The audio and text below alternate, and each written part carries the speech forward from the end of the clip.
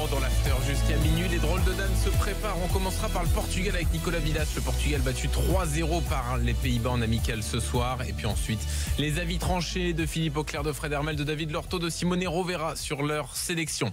Les questions de l'after du week-end. Allons-y, messieurs. Pas de boule de cristal. Hein.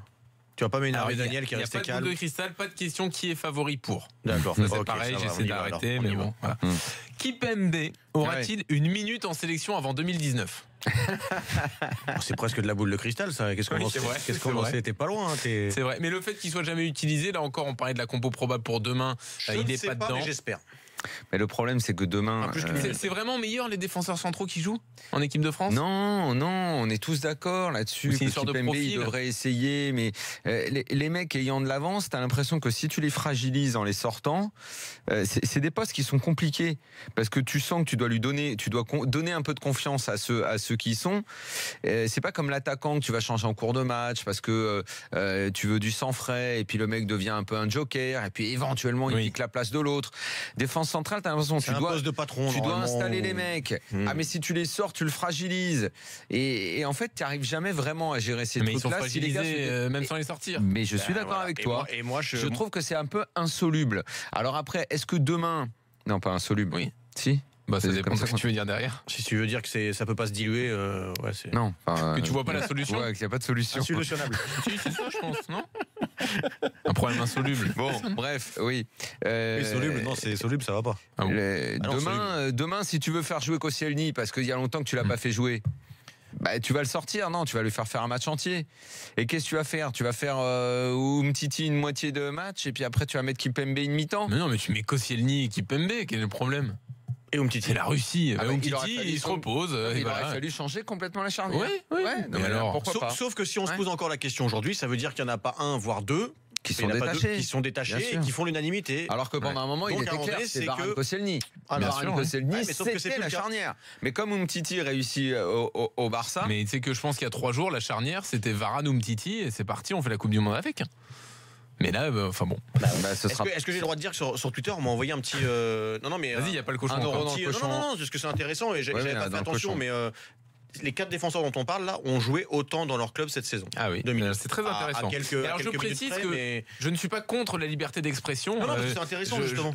On aime quand vous envoyez des messages sur Twitter. Oui, c'est l'échange. Pour nous, en interne, ça sert à rien de faire nos avis en fonction de Twitter. Tu réagis aussi. Oui, c'est vrai. T'as raison. Bon, je me suis fait avoir.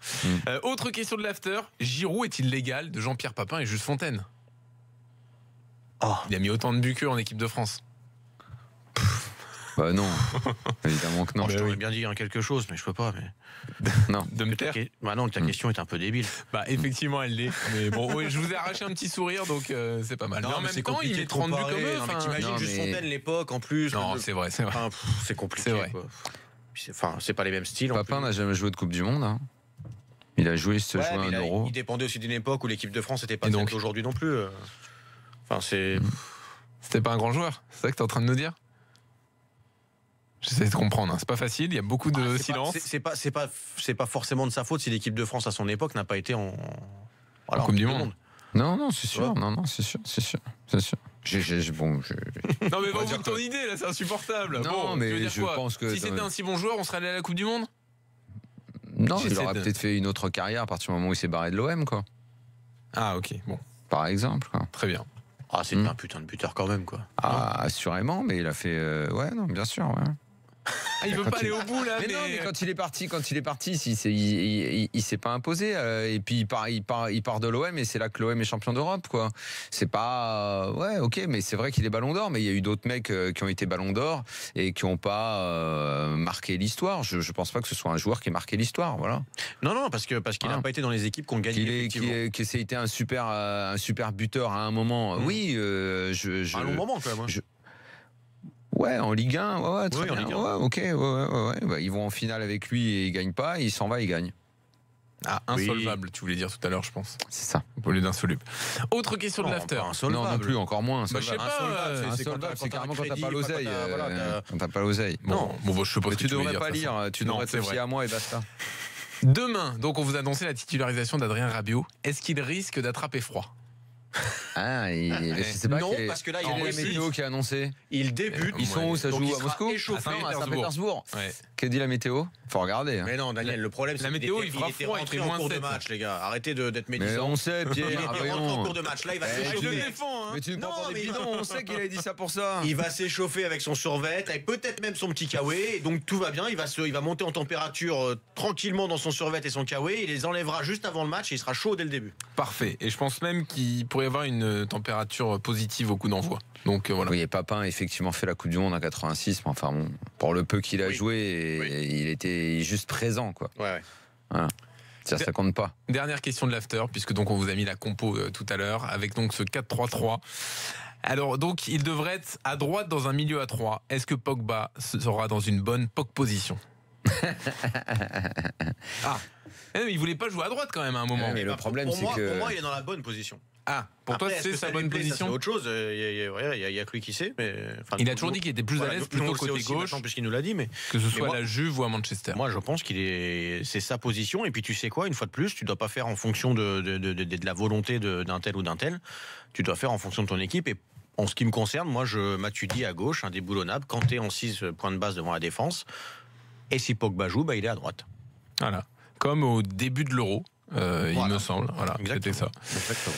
Voilà pour les questions de l'after. Donc ce soir, les drôles de dames se préparent. Elles vont se succéder juste après 23h. Je vous donne avant ça les scores du soir. Donc 3-0 la défaite des Portugais. On va y revenir avec Nico Villas. Si vous êtes supporter portugais, restez avec nous. Les Pays-Bas qui s'imposent donc 3-0 face aux Portugais en match amical. Et puis le basket, on suit la Jeep Elite tous les lundis. Il y a eu prolongation entre Bourg-en-Bresse et Le Mans. Victoire finale de Bourg-en-Bresse 92-91 tous les lundis. On suit le basket. Vous êtes nombreux à envoyer des messages sur le hashtag RMC Live, donc je donne également les messages qui ont rapport au foot. Alors oui, donc tu l'as dit sur 86 et Papin. Savicevic aurait dû avoir le Ballon d'Or 91 au lieu de Papin. C'est l'avis de David K. Visiblement il est d'accord. C'était costaud. Absolument d'accord. Parce qu'il est vainqueur de la Coupe d'Europe avec l'Étoile Rouge et que c'était un joueur extraordinaire. Et puis sur la charnière, Petit Vrap nous dit, moi je suis pas d'accord avec vous, la charnière ce sera Koscielny-Umtiti. Koscielny était convalescent pour la Colombie. S'il est en forme, ce sera lui le titulaire à la Coupe du Monde. On verra ça tranquillement. Il y a le temps encore pour définir une charnière qui tienne la route. Je pense que Petit Vrap est pas loin de la vérité, mais ça ne nous empêche pas d'avoir envie d'autre chose. Effectivement.